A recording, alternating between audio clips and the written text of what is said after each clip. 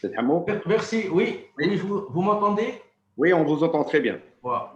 Merci, Oui, Monsieur le oui, on Président. vous entend. Monsieur le Président du comité d'organisation, Monsieur le vice-recteur chargé des relations extérieures, de la coopération, de l'animation et de la communication et des manifestations scientifiques à l'USTHB, Messieurs les membres du comité d'organisation, Messieurs les conférenciers, chers collègues et chers participants. Cet événement est organisé dans le cadre du projet Erasmus+, Seed for NA, agréé pour la période 2020-2022, réunissant plusieurs établissements universitaires et centres de recherche d'Europe. Nous citerons la Belgique, la Croatie, les Pays-Bas, l'Allemagne et la Suède, et d'Afrique du Nord, l'Algérie, l'Égypte, la Tunisie et le Maroc. Cette journée vise à créer des rapprochements et des synergies entre le monde académique et les acteurs socio-économiques autour de thématiques multidisciplinaires liées à l'exploitation des données géospatiales comme levier important dans le développement économique et social. L'Algérie participe à ce projet à travers les universités au rang 1, Ahmed Ben Bella, et l'Université des sciences et de la technologie, Houari Boumediene. L'université au rang 1 représentée par des enseignants-chercheurs appartenant à la faculté des sciences exactes et appliquées et la faculté des sciences de la nature et de la vie s'attelle dans ce cadre à concevoir des offres pédagogiques, académiques ou professionnelles conformes aux standards modernes, portant notamment sur les infrastructures de données spatiales et les technologies d'observation de la Terre telles que la télédétection. Le projet Seed4NA s'inscrit dans un contexte global marqué par le nombre croissant de défis qui font face aux sociétés modernes comme le changement climatique, la croissance démographique ou la sécurité alimentaire et énergétique. Dans une optique de réponse adaptée à ces défis, les organismes publics et privés doivent intégrer les données géospatiales dans leur processus de prise de décision sur les plans stratégiques et opérationnels.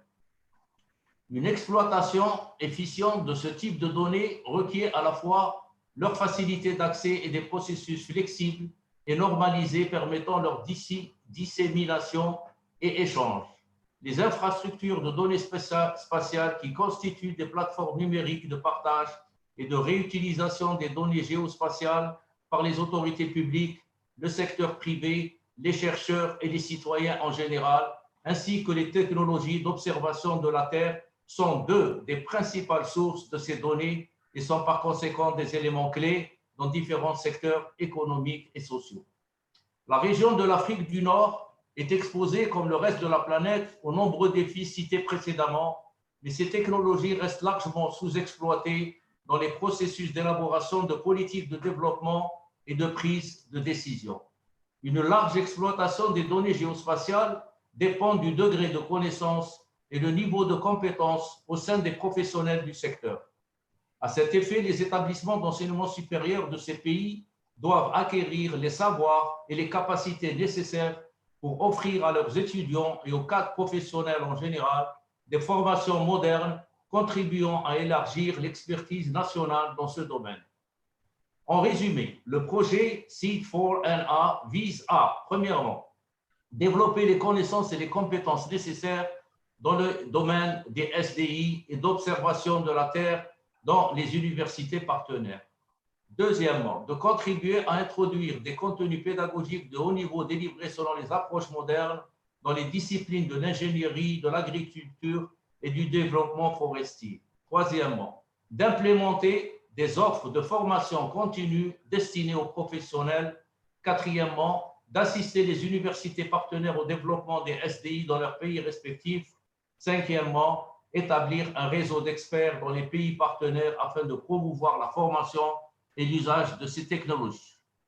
Enfin, je tiens à souligner que cette journée constitue le premier événement de dissémination organisé par les pays partenaires dans le cadre du projet. Je note également la diversité des profils des participants enregistrés, comme l'a bien souligné Monsieur le Président du comité d'organisation. Ce sont des enseignants-chercheurs, des chercheurs permanents, des doctorants, des étudiants, des cadres professionnels et responsables de structures publiques et privées. Je vous remercie de votre attention. À vous la parole, Monsieur le Président. Merci, monsieur le recteur, pour votre allocution d'introduction. Donc, à présent, je passe la parole au professeur Youssef Smala, de la faculté d'électronique et d'informatique, et je crois aussi directeur du laboratoire traitement d'images et rayonnement à l'UCHB, et aussi membre, Anciennement. hein, anciennement, d'accord. Donc, pour une. Je vous remercie, Monsieur le Président. Je vous remercie, Monsieur le Président. Salam alaikum. Et donc, bismillah ar-Rahman ar-Rahim. Et donc, alors, bonjour tout le monde. Et hello everybody. Hein, donc, on va faire évidemment, on va parler en français aujourd'hui. Et donc, moi, ça me met à l'aise parce que je maîtrise cette langue. Et je pense que Monsieur le recteur a donné les grandes lignes de ce projet. Pour ma part, bon, j'ai été sollicité en dernière minute, donc vu les charges de mon collègue, donc de dernière minute. Donc, pour parler de ce projet globalement et de cette journée particulièrement, donc ce projet est d'une grande importance puisqu'il nous permet de renforcer nos capacités de formation et de relations, disons, travailler avec, disons, des partenaires, surtout de l'applicatif. Hein. Donc, nous avons eu déjà une formation de 4 séances, disons, le mois dernier, et ça a été très bénéfique, je pense, pour tout le monde. Et donc, cette journée s'inscrit en fait dans le projet. Alors, le projet, c'est Sidna for MA, donc, qui est prévu pour 2020-2022. Et nous sommes pratiquement à mi-chemin.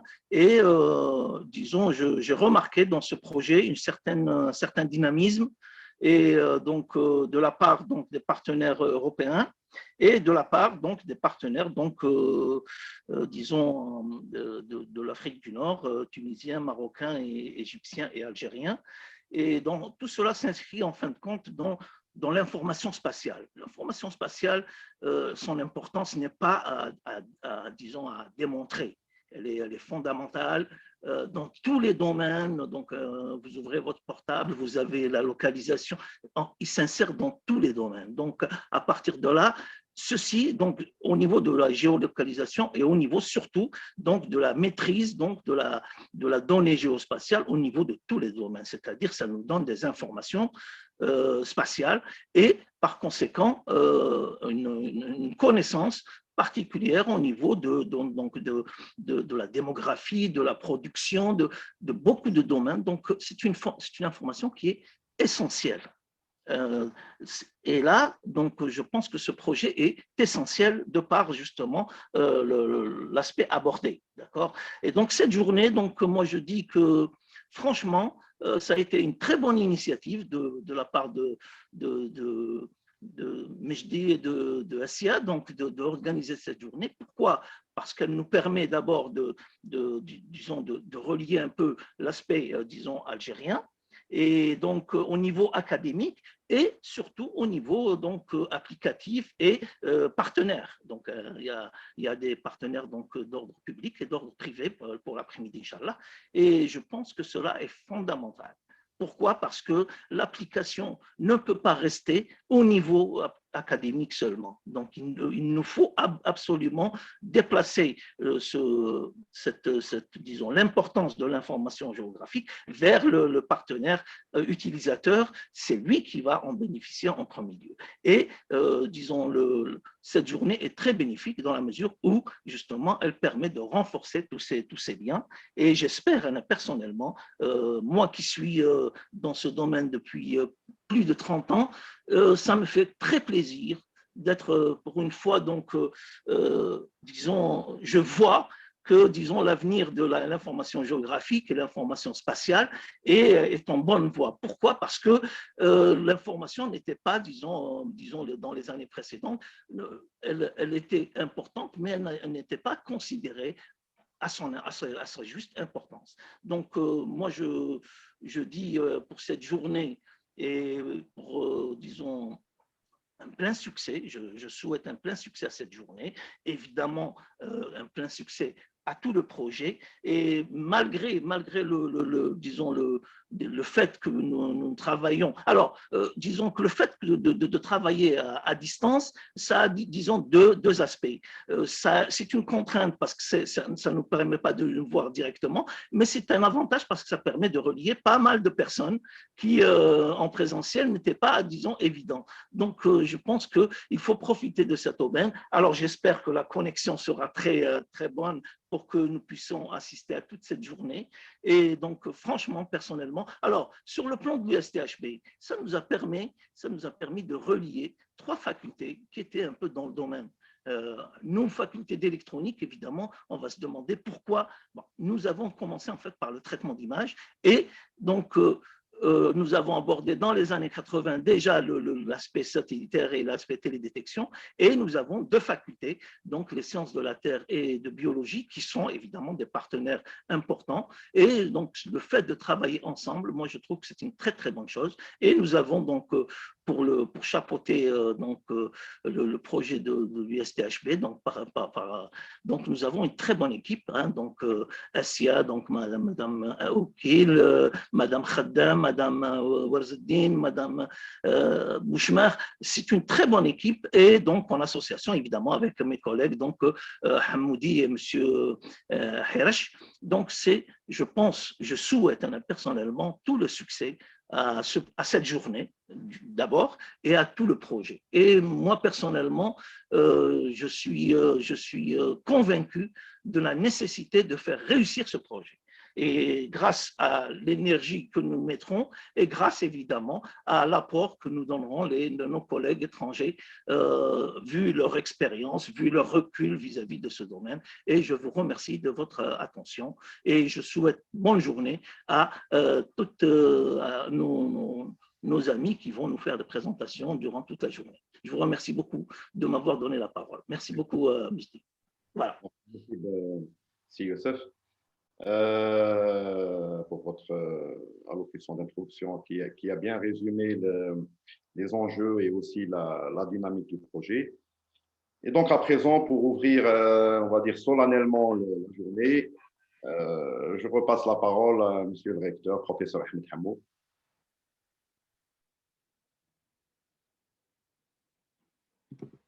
Le micro, Monsieur Hamou. Le micro, il est éteint. Voilà. Je vous remercie, Monsieur le Président. Donc, comme le veut la tradition, je déclare officiellement ouverte cette première journée en ligne sur les défis et exigences actuelles de l'éducation et de la recherche organisée par le site 4NA d'Oran et l'USTHB d'Alger. Je vous souhaite beaucoup de courage, beaucoup de réussite et, Inch'Allah, beaucoup de résultats dans les recommandations et à la clôture de cette journée. Inch'Allah, monsieur. Merci beaucoup. Merci beaucoup, monsieur le recteur. Voilà, donc permettez-moi juste de partager mon écran pour la première présentation.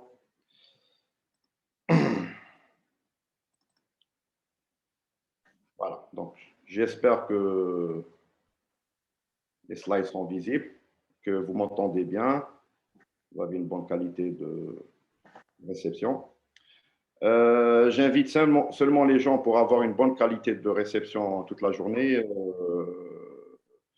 d'éteindre leur caméra, parce que ça nécessite un peu de bande passante, sauf lorsqu'ils, bien sûr, voudront poser des questions ou intervenir. Voilà. Et aussi éteindre leur micro. Alors, je vais commencer la première présentation, donc porte sur le projet lui-même, donc SEED4NA, et j'ai appelé la présentation Scaling Up Capacity Building for Spatial Data Infrastructure and Earth Observation in North Africa, donc améliorer, développer, promouvoir la formation, ce qu'on appelle Capacity Building dans le jargon de l'Union européenne.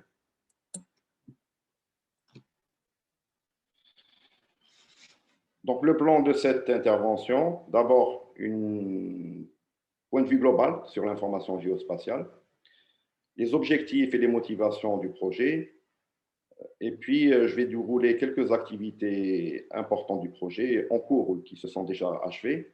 Donc, notamment l'analyse du statut actuel des différentes offres des formations dans les universités partenaires, que ce soit sur le plan académique ou VET, qui veut dire la formation professionnelle ou continue, donc à destination des professionnels.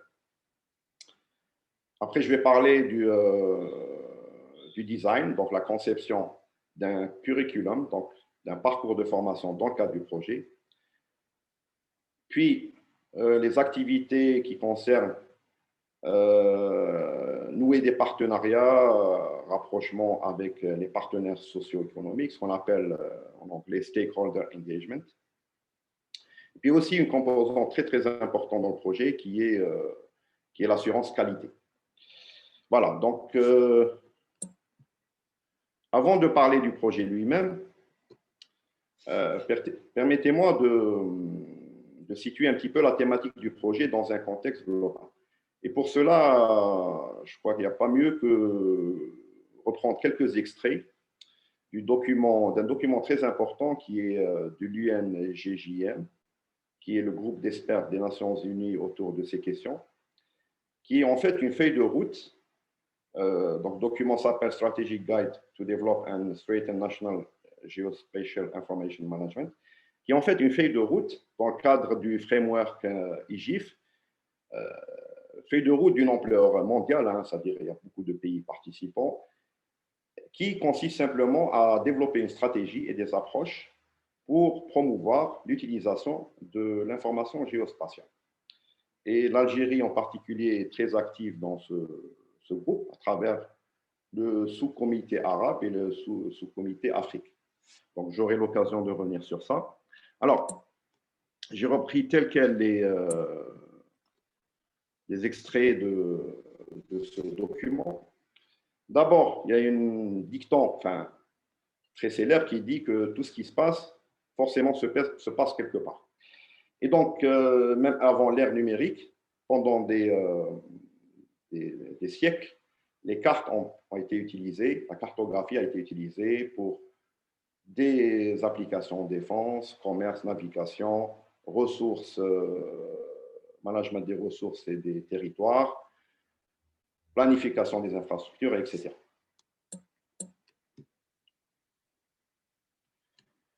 L'information géospatiale reflète le monde physique dans lequel les êtres humains, les activités économiques et environnementales prennent leur place et fournit une version numérique, digitale de notre monde.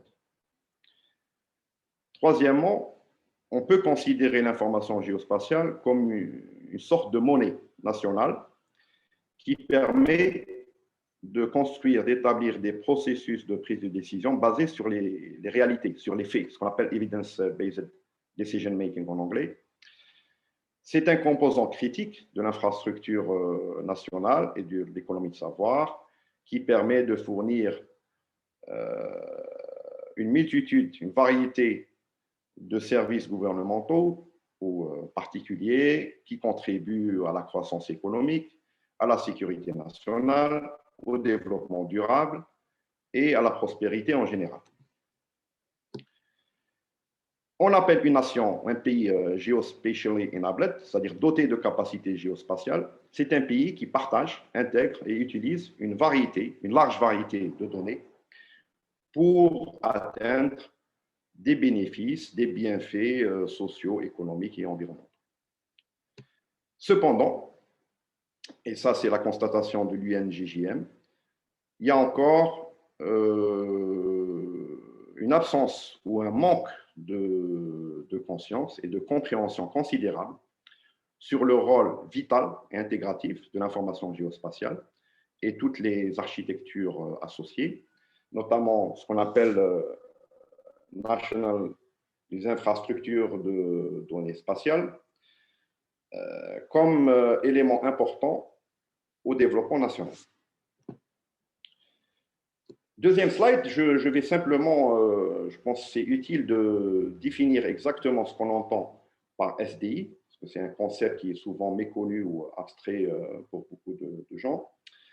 Alors, il y a beaucoup de définitions, j'ai pris ces deux-là. Donc, un SDI est une infrastructure de données qui implémente un framework, c'est-à-dire un ensemble, ou fait marcher un ensemble composé de données géographiques, de métadonnées, c'est-à-dire les données sur les données, qui gèrent les utilisateurs, des outils qui sont connectés de manière, c'est-à-dire reliés de manière interactive, dans le but d'utiliser l'information spatiale, donc les données spatiales, de manière efficace et flexible.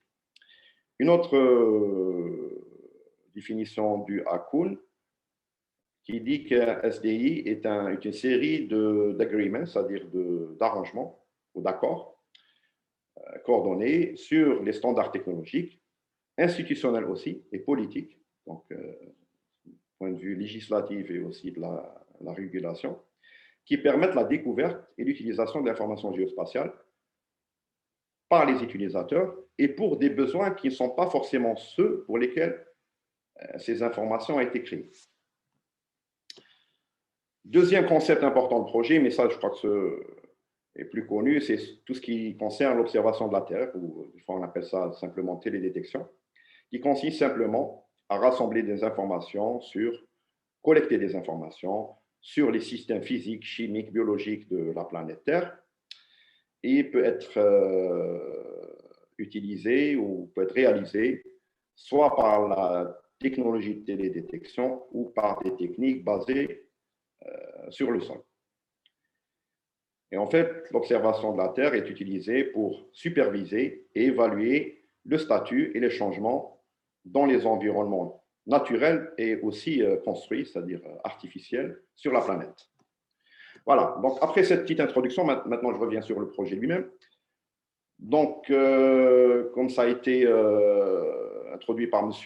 Smara, le projet, c'est un projet de type Erasmus+, accrédité pour la période 2020 jusqu'à fin 2022, on va dire 2023, bien qu'on envisage dès présent, à cause des conditions pandémiques, d'avoir une petite extension vers la mi-2023.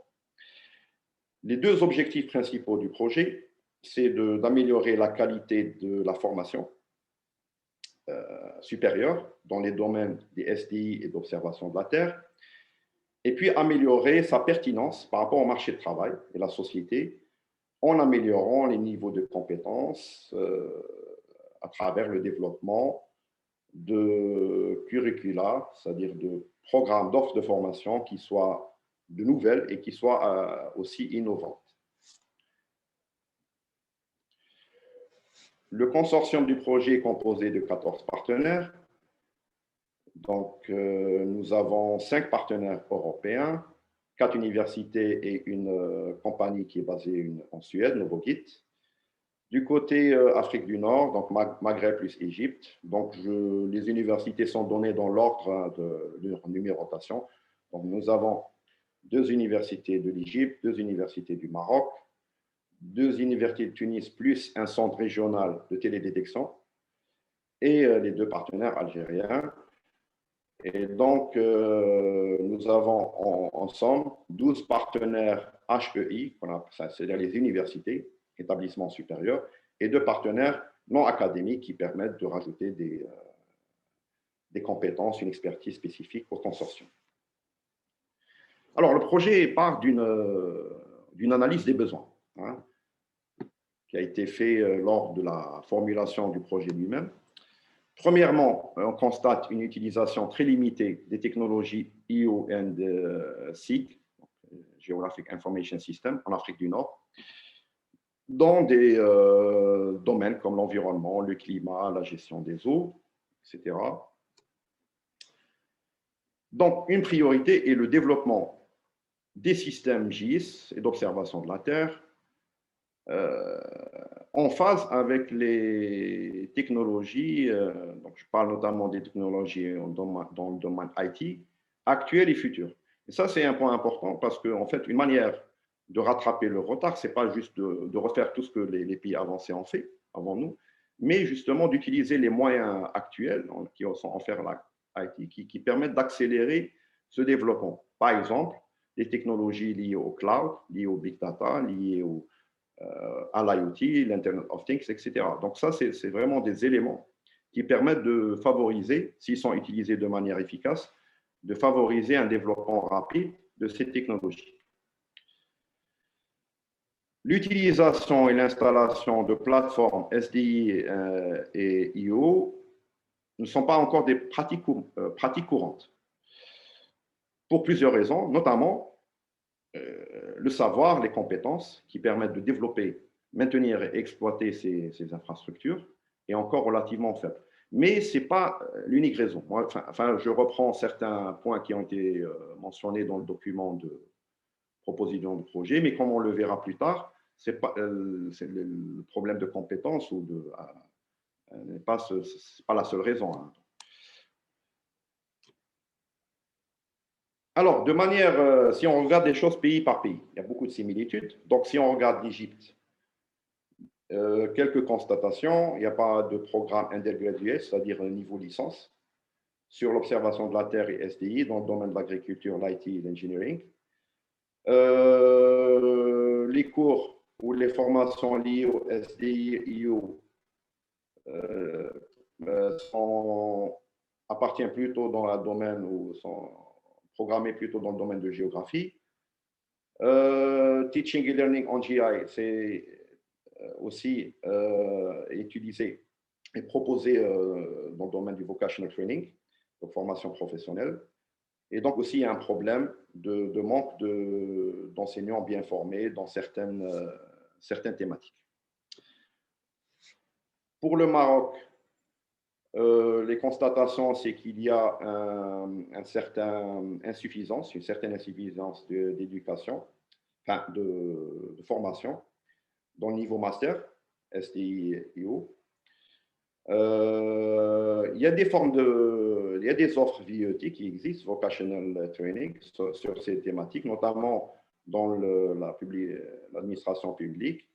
Et généralement, il est destiné par des agents publics de l'administration. Donc, comme résultat, nombre limité de personnes ont vraiment l'opportunité de suivre des cours solides, robustes, liés au STI et à IO.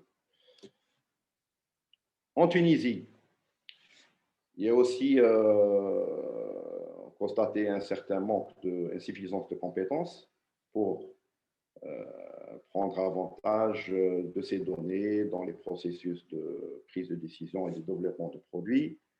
Donc, il est aussi lié à une certaine insuffisance de l'offre éducative.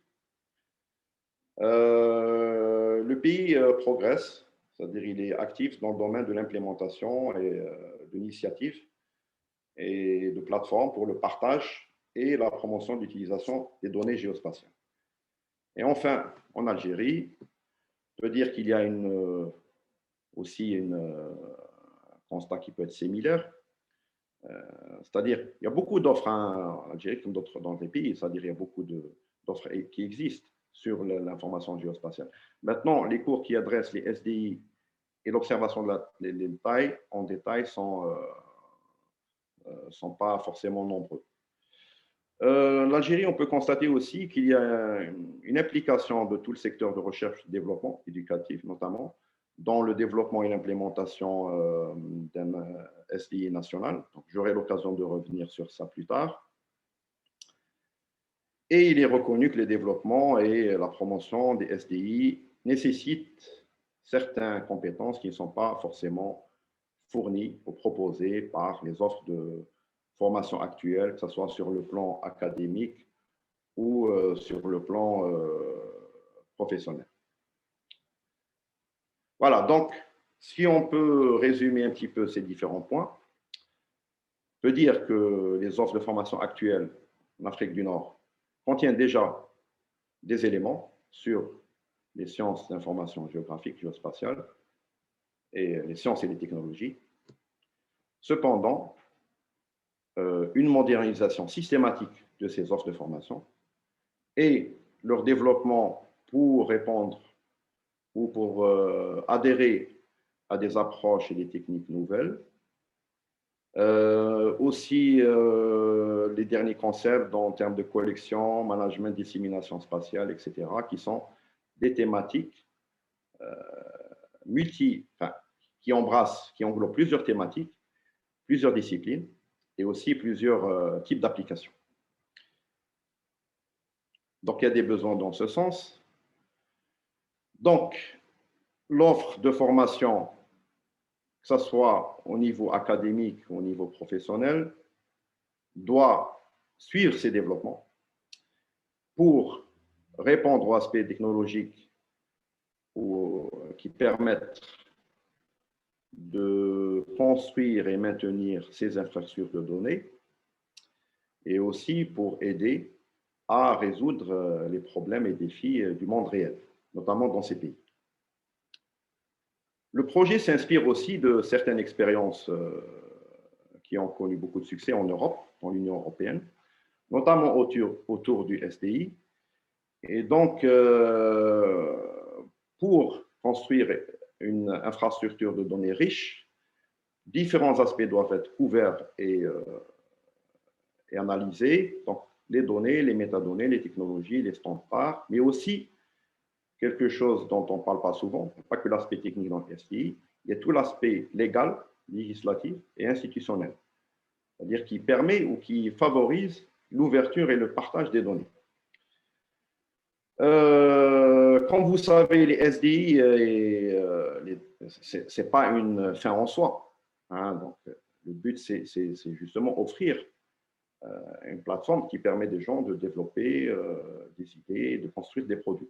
Donc, par conséquent, l'approche en termes de formation de Seed4NA est d'essayer de promouvoir des méthodes d'enseignement modernes, notamment ce qu'on appelle l'enseignement collaboratif, c'est-à-dire où il y a plusieurs étudiants qui collaborent sur une thématique, sur un projet ou sur un rapport, et aussi basé sur le cas. Ces cas, c'est des cas qui viennent de la vie réelle, qui peuvent être fournis par des stakeholders locaux dans différents environnements. Donc voilà, donc la coopération avec le milieu socio-économique, c'est vraiment au cœur du projet lui-même. Aussi, en Europe, il y a deux programmes très, très importants qui sont liés à ces thématiques. Il y a premièrement l'infrastructure INSPIRE, qui est née d'une directive de la Commission européenne. Il y a le programme Copernicus, l'observation de la Terre, où certains de vous connaissent bien, donc qui permet de fournir des images et des produits dérivés des satellites Sentinelle. Et c'est une plateforme ouverte et publique. Donc, en fait, ces deux projets-là, ces deux frameworks, sont intéressants à analyser, à regarder, et il y a beaucoup de choses qui peuvent nous inspirer, qu'on peut translater, tout en, bien sûr, tenant compte, c'est la spécificité de l'information géospatiale. On doit tenir compte, bien sûr, des besoins locaux et de notre situation spécifique dans chaque pays. Les groupes cibles dans le projet, c'est d'abord le staff académique et les étudiants dans les universités partenaires. Deuxièmement, et ça ne se résume pas uniquement à ça, les activités et les résultats du projet seront aussi rendus publics et ouverts pour le staff, les enseignants et les étudiants d'autres universités dans les pays partenaires. C'est important. Donc, je vais parler à la fin de cette présentation de l'aspect dissémination des activités et des résultats du projet. Et troisième groupe, c'est les professionnels, que ce soit les autorités publiques, les compagnies privées, les associations à but non lucratif, etc. Donc, que ce soit directement, par exemple en mettant en place des offres de formation professionnelle, ou de manière indirecte, parce qu'ils peuvent bénéficier d'une force de travail qui est plus qualifiée dans ce domaine. Alors, le projet lui-même est composé en 6 work packages. Donc, de 1 qui consiste à préparer le processus de design de l'offre de formation. WP2, c'est le développement du curriculum, capacity building. Troisième consiste l'implémentation du SDI. Et donc, c'est l'implémentation effective, c'est-à-dire avec des étudiants dans des salles de cours. C'est vraiment la phase opérationnelle du projet. Et puis, nous avons des activités annexes, notamment la dissémination et l'exploitation des résultats du projet, le management et notamment les activités envers les partenaires socio-économiques et cette journée rentre un petit peu dans ce cadre.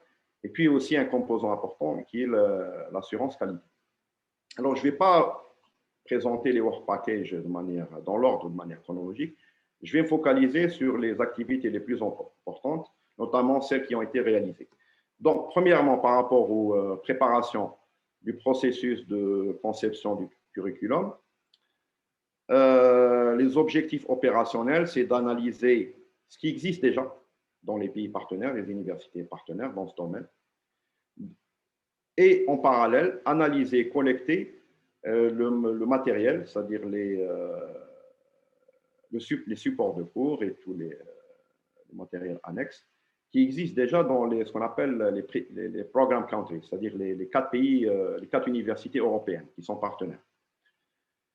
Troisièmement, identifier les besoins des stakeholders, donc des partenaires économiques, en matière de savoir et de compétences.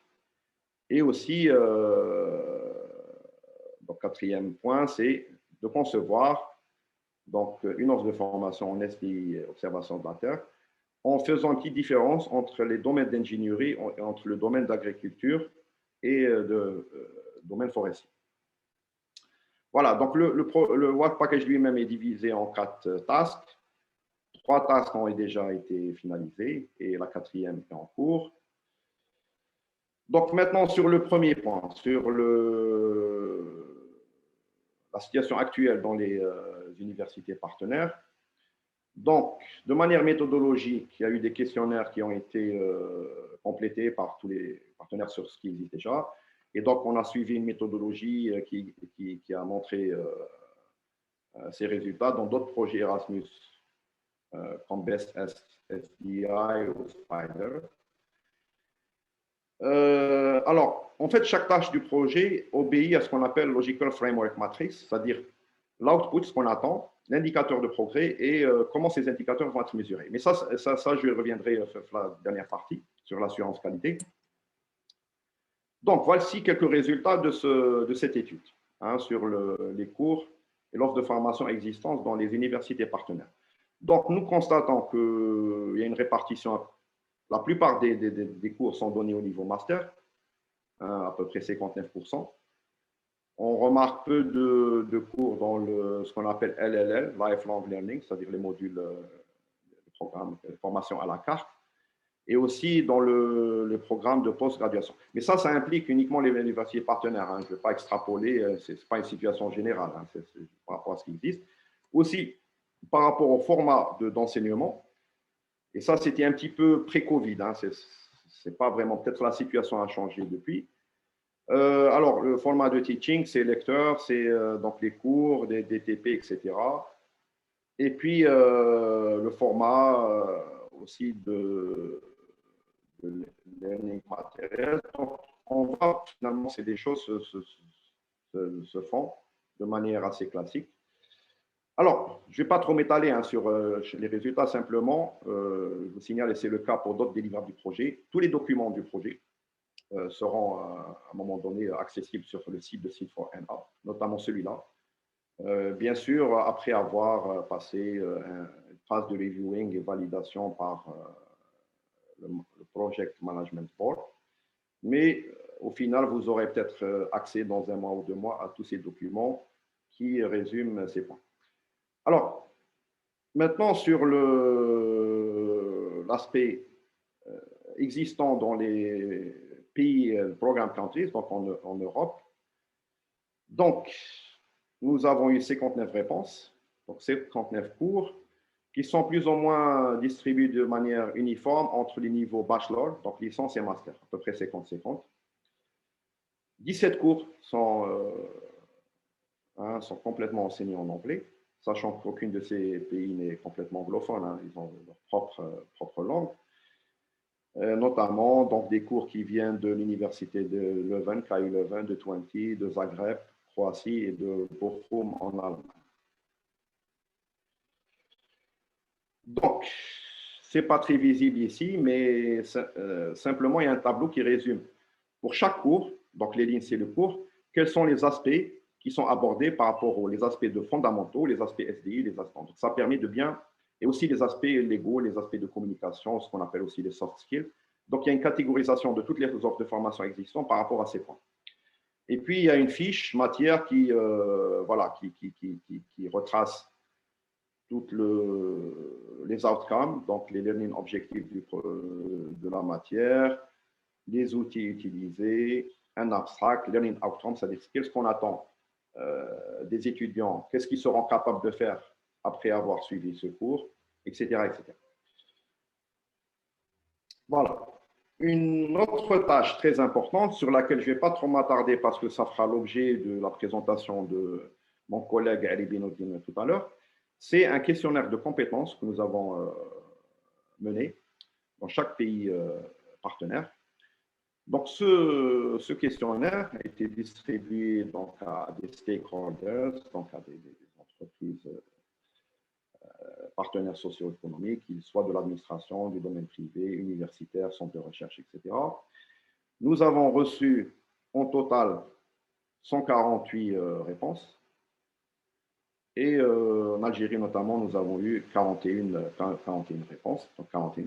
Donc, c'est un chiffre assez, on va dire, pas exceptionnel, mais assez décent par rapport à d'autres études que j'ai eu l'occasion de voir dans le passé et menées avec une échelle plus grande, hein, l'échelle nationale, avec d'autres moyens. Voilà, donc je ne vais pas m'attarder, mais je vous invite à regarder, à suivre tout à l'heure la présentation de Alibi. Vraiment, c'est un point important parce que c'est le fondement du projet, c'est de comprendre les attentes des professionnels. Hein. Je pense que c'est le point de départ. Alors maintenant, ce qui concerne l'offre de formation VET, donc qui existe déjà dans les institutions partenaires. Donc chaque pays aussi a analysé ce qui existe. Donc, en faisant la différence entre les formations qui sont certifiées et non certifiées. D'accord? Donc, dans le domaine de l'ingénierie, domaine de l'université. Par exemple, à l'université d'Oran 1, nous avons une certaine expérience dans ce qu'on appelle la DPGS, hein, post-graduation spécialisée. D'accord? Donc, pas forcément lié à l'information géospatiale, mais management du système d'information en général. Voilà, ça c'est je vais accélérer un petit peu, hein, parce que je ne vais pas monopoliser la parole. Beaucoup de choses à dire sur ce projet. Donc voilà, ça concerne aussi à qui sont adressées ces offres de formation professionnelle, que ce soit des chercheurs, que ce soit des professionnels dans des secteurs d'industrie comme les ressources naturelles, l'environnement, les services techniques, à quelle échelle, est-ce que c'est d'échelle locale ou nationale, etc., etc. Voilà, après, nous avons récolté donc l'offre de formation qui existe déjà, donc les cours, en faisant la distinction entre les domaines de IO photogrammétrie, donc Remote Sensing photogrammétrie, entre le domaine GIS SDI et les autres domaines annexes. Donc, vous voyez, chaque université a proposé un ensemble de formations, de cours. Donc, les modalités, c'est à voir après, mais dans un premier temps, nous travaillons sur le contenu lui-même. Voilà, et donc, après, à partir de toutes ces constatations, toutes ces analyses qui ont été faites, le but, c'est de concevoir un curriculum qui est propre au projet. Hein, ça sera vraiment un des outputs fondamentaux des projets, d'avoir un curriculum. Donc, avec des cours, des contenus, des outcomes, des méthodes d'enseignement qui soient innovantes. Développer aussi un modèle pour les cours en VET. Aussi, bien sûr, bénéficier de l'installation des moyens et du matériel. Bien sûr, il y a un budget qui est associé au projet. Et aussi, la formation des enseignants eux-mêmes. Donc, il y a déjà eu une première école d'été qui a eu lieu ces derniers jours. Alors, ce processus doit aussi bénéficier d'un retour d'expérience de projets européens importants, comme Best SDI, GIN2K, EO4GU. Aussi, faire la distinction entre le domaine de l'ingénierie et l'agriculture et se baser sur des applications et des cas réels qui vont être puisés dans le contexte local, hein, dans chaque pays. Voilà, donc c'est vraiment la partie centrale du projet. Donc, il y a eu une offre de formation, c'est-à-dire des cours qui sont proposés par chaque partenaire. Donc, c'est une première phase, c'est par rapport à des contenus détaillés, comme par exemple l'observation de la Terre de base, appliquée, JIS, la cartographie, etc. Donc, à partir de là, on va consolider toutes ces offres qui émanent des partenaires sur les cours qui voudront introduire ou même des cursus. Comme pour l'UCHB, c'est un nouveau cursus, je crois, en master qui va être proposé. Et à partir de là, donc, concevoir une offre de formation où chaque partenaire, c'est-à-dire il y aura un pool commun, si vous voulez, de cours, de contenu, et chaque pays, enfin chaque partenaire va essayer de puiser dans ce pool par rapport à ses besoins et le type de formation. Donc, voilà l'objectif final du projet. Bien, maintenant, en ce qui concerne quelque chose qui est très important pour nous, c'est tout ce qui est les activités qu'on essaie de mener pour nouer des partenariats, des rapprochements, des synergies avec les stakeholders. Et nous avons la chance de coordonner cette tâche au niveau de l'Université d'Oran 1. Alors, le but, c'est de développer des programmes, des contenus qui soient conformes aux besoins donc, des stakeholders locaux, de disséminer les résultats du projet à une audience à la fois large, académique et professionnelle, et aussi essayer d'établir ou de favoriser du moins des collaborations à long terme entre l'académie, le monde académique et le monde professionnel socio-économique. Il y a deux choses qui sont importantes pour arriver à ce résultat. J'appelle ici case setups. C'est d'abord, avant de concevoir une stratégie d'engagement vis-à-vis des stakeholders, il faut d'abord comprendre l'état de l'existant. Donc, pour cela, nous sommes en cours, en train de mener une étude, soit la plus large possible, sur l'état de l'utilisation des technologies géospatiales, de l'observation de la Terre sur chaque pays, d'un point de vue général. Donc, je vais revenir sur ça dans le slide suivant. Deuxième chose, c'est que vraiment, il faut être géotechnologie, il y a des concepts ou des technologies qui sont universelles. Hein, il n'y a pas beaucoup de différences entre un pays et pays. Hein, c'est des choses purement techniques. Par contre, les problèmes qu'on doit traiter sont spécifiques à chaque pays. Donc, ils peuvent varier d'un pays à un autre. Alors, je vous ai parlé d'un rapport qu'on est en train de préparer dans chaque pays qui parle de plusieurs aspects, donc un point de vue global sur l'information, ce qu'on appelle landscape, GIEO landscape, each partner country. Donc là, je présente juste, les rapports ne sont pas complets ou finalisés, mais je vous donne juste une idée de ce qu'on essaie de faire pour comprendre la situation à travers le summary. Et donc, chaque pays va essayer de rajouter le même type d'informations, ce qui permet de confronter directement et de pouvoir comparer, et ce qui est un exercice très intéressant.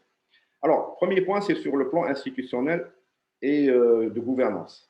Donc, premièrement, qu'est-ce qui existe au niveau national en termes de gouvernance et législation sur ces thématiques? Est-ce qu'il y a, par exemple, un coordinateur national sur ces thématiques? En Algérie, oui, il y a le CNIC. Quelles sont les politiques importantes dans ce domaine? Quelle est la législation? Qu'elle existe ou pas, hein, ou dans un cadre plus large, par exemple dans le cadre de l'information numérique. Deuxième point, quels sont les producteurs importants de l'information géographique dans chaque pays? D'accord, donc en Algérie, par exemple, nous avons l'Institut national de cartographie et télédétection, l'INCT, et ASAL, l'Agence spatiale algérienne. Quels sont les projets de collaboration internationale? Que ce soit dans le contexte de l'UNGJM, qui est vraiment une force motrice pour le développement à l'échelle mondiale, notamment dans les pays en voie de développement. Donc, il fournit toute une stratégie, une approche très détaillée sur plein de plans. Et aussi, ce rapport aussi s'inspire un petit peu de ce qu'on appelle les pathways, c'est-à-dire les différents axes qui ont été définis par l'UNGJM.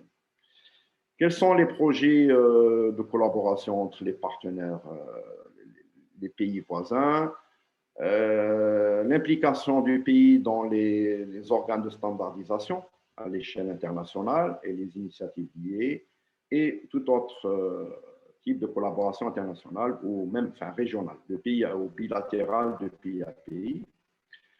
Deuxième chapitre dans le rapport concerne l'infrastructure technique, les datasets, les services. Donc, les plateformes, qu'est-ce qui existe en termes de plateformes de collection et de données géographiques, parce que souvent, l'information géographique, c'est quelque chose qui coûte cher à collecter. C'est pour ça que son utilisation et son réutilisation est importante. Donc, ici, on parle de satellites, d'observation. En Algérie, nous avons les satellites ALSAT, la photographie aérienne, les réseaux GNSS, les réseaux géodésiques, les portails de données, les plateformes, etc. Quels sont les types de données, datasets fondamentaux qui sont maintenus, qui ont été collectés dans chaque pays? Et ça, il y a une normalisation qui a été faite par l'UNGJM. Par exemple, les références géodésiques, les noms géographiques, les adresses, les parcelles, etc. Et puis, toutes les activités de standardisation. Est-ce que le pays est impliqué?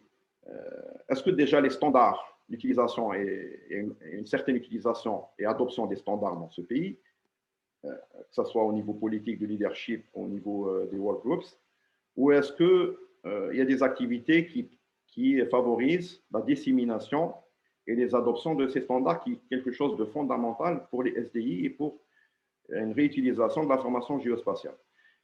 Aussi citer les projets et services IOGI intéressants, que ce soit dans l'administration publique et dans le secteur privé. En fait, troisième partie, ça concerne capacity building.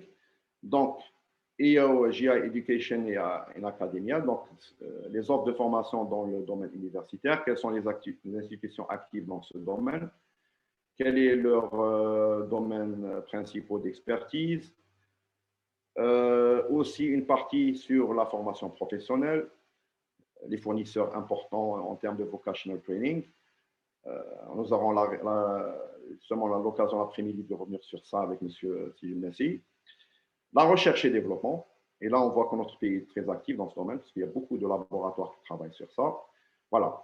Donc, et puis, voilà, une conclusion, en mettant en œuvre, en mettant en évidence les tendances de développement importantes dans chaque pays, quelles sont les forces et les éléments qui sont bien développés ou avancés, et quelles sont aussi les faiblesses.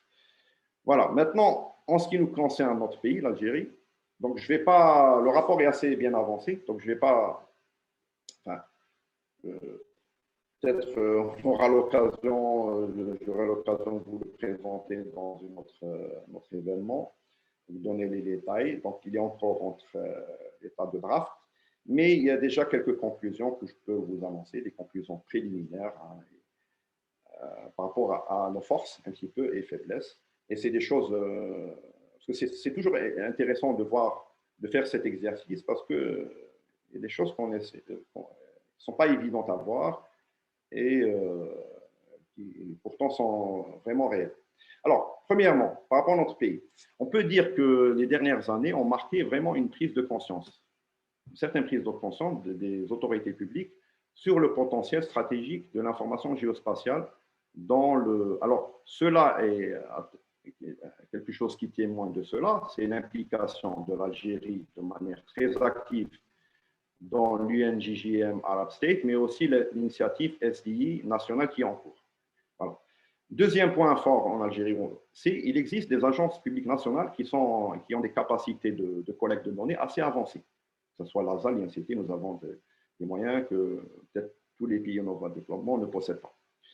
Les applications, il y a beaucoup d'applications de domaine qui sont très variées, qui sont consistantes avec les priorités nationales. Donc, on voit beaucoup d'applications sur le management des catastrophes, sur le monitoring des ressources naturelles, sur la planification urbaine. Nous avons aussi un écosystème de recherche et développement qui est assez varié, dans le secteur public principalement. On a trouvé pas mal de collaborations intéressantes avec des stakeholders publics. Et par exemple, pour vous donner un chiffre, nous avons trouvé plus de 50 laboratoires à l'échelle nationale qui publient régulièrement sur ces sujets dans des revues et des conférences de très bonne qualité. Il y a aussi l'implication de l'Algérie dans ce Arab State. Ça, c'est aussi le cas pour nos amis de l'Égypte, du Maroc, de Tunisie, qui vraiment accélère. C'est vraiment une force motrice pour élargir et accélérer l'utilisation, l'adoption de ces technologies. Maintenant, bien sûr, il y a des faiblesses, hein, c'est la deuxième partie, enfin dire des choses qu'on reste à améliorer. Malheureusement, il y a encore peu d'accès à l'information géospatiale. Alors, bien sûr, il y a des plateformes globales, mais là, je parle surtout de l'offre niveau national, hein, d'accord, qui est plus précise, qui est plus pertinente par rapport à nos usages. Hein, je ne parle pas des choses qui existent à l'échelle nationale, internationale, qui m'a OpenStreetMap, qui m'a Sentinel, etc. Voilà. Donc, il y a aussi une insuffisance par rapport aux politiques et aux cadres réglementaires qui permettent, par exemple, de gérer les problèmes de licence, de partage, d'utilisation. Les politiques courantes actuelles sont très conservatrices et ont été héritées d'une période où vraiment l'information géospatiale était vraiment synonyme, on le voyait, l'utilisation que dans le contexte de défense ou de souveraineté nationale. Il n'y a pas une chaîne de valeur qui est vraiment établie entre les stakeholders, c'est-à-dire, parce que dans le processus de l'information géospatiale, il y a différents acteurs. Il y a celui qui produit les données, il y a ceux qui valident, il y a ceux qui intègrent, il y a ceux qui utilisent, il y a ceux qui analysent, etc. L'implication du secteur privé reste encore limitée, que ce soit comme producteur ou intégrateur ou utilisateur. Les pratiques et standards d'ouverture et de standardisation ne sont pas encore communes, malgré qu'il y ait des efforts en ce sens actuels. En ce qui concerne l'université, il y a beaucoup de cours, hein, il y a beaucoup de facultés en Algérie, notamment Sciences de la Terre, qui proposent hein, des matières reliées à ces thématiques. Mais en fait, finalement, on regarde qu'il y a peu vraiment d'offres qui considèrent l'aspect géomatique en profondeur. C'est-à-dire, géomatique, c'est vraiment l'aspect, les bases de la géographie de l'observation, etc., la géodésie. Bon, ça, c'est enseigné dans les facultés de sciences de la Terre. Mais aussi, il faut des fortes compétences en IT. Programmation, sécurité, web, cloud, etc. Voilà. Donc, il n'y a pas beaucoup de formations qui prennent à bras le corps ces deux aspects. Il y a aussi trop peu, bien sûr, d'offres de formation professionnelle. Alors, dernier aspect, je m'excuse, hein, j'ai un petit peu débordé hein, du temps, hein, je profite un petit peu de ma position. Donc maintenant, pour l'assurance qualité, qui est un point important dans le projet, en fait, il vise ce que tous les délivrables, les outputs du projet, obéissent à des règles de qualité, des critères de qualité, qui ont été définis dans 2 délivrables du projet, Quality Assurance Plan et Quality Evaluation Plan. Alors, l'objectif de l'assurance qualité, c'est de définir les caractéristiques de qualité du projet, de vérifier la performance et la compliance, donc l'adéquation du projet activities avec les besoins et les critères de qualité, aussi à la fin délivrer l'acceptation, la validation des outputs et des livrables du projet. Donc, l'assurance qualité se base sur ce qu'on appelle le Logical Framework Test, qui est une méthode très connue hein, depuis les années 70, qui est née des États-Unis. Et tous les projets Erasmus, plus ou moins, adhèrent à cette approche. Donc, finalement, en fait, on a 4 lignes. Les 2 premières lignes parlent des objectifs du projet, des objectifs larges ou à long terme, aux objectifs spécifiques vis-à-vis d'une certaine cible, et des résultats. Donc, quels sont les résultats obtenus et quelles sont les activités qu'on doit mener pour atteindre ces résultats. Et pour chacun de ces points, il y a des indicateurs, il y a une source de vérification, il y a des hypothèses. Donc, le but, c'est de détailler, de travailler sur ce modèle-là pour notamment les ensembles d'indicateurs. Alors, notamment, je dis, hein, ce n'est pas vraiment une méthodologie propre à Cit4N à inventer, c'est vraiment une élaboration des choses qui existent, mais je crois que c'est intéressant pour vous de voir ça, même dans le cadre d'autres projets Erasmus ou autres. Hein. Donc, c'est des méthodes qui sont assez qu'on peut traduire d'un domaine à un autre. Et donc, les indicateurs ici de performance, c'est les indicateurs, par exemple, il y a les indicateurs de base, est-ce que la tâche a été le degré d'achèvement d'une task. Quels sont les indicateurs résultats? Quels sont les indicateurs de l'impact? Est-ce que ce que produit le projet a un impact sur les target group? Et quels sont les indicateurs du succès? Le succès, c'est quelque chose qui est plus difficile à mesurer parce que c'est Je vais vous donner des cas concrets, mais c'est vraiment ce que laisse le projet derrière lui. Parce que le projet est éphémère, mais est-ce qu'il va vraiment changer quelque chose dans le paysage universitaire, académique, etc., dans ces pays? Donc, c'est quelque chose qui est plus et qui doit être mesuré a posteriori. Mais on doit définir d'abord ces critères-là. Donc, il y a déjà un plan qui permet de valider les différents délivrables du projet. Donc, il y a un review interne. Et puis, éventuellement, pour les délivrables importants, on fait appel à des reviewers externes avant de valider un produit ou un délivrable.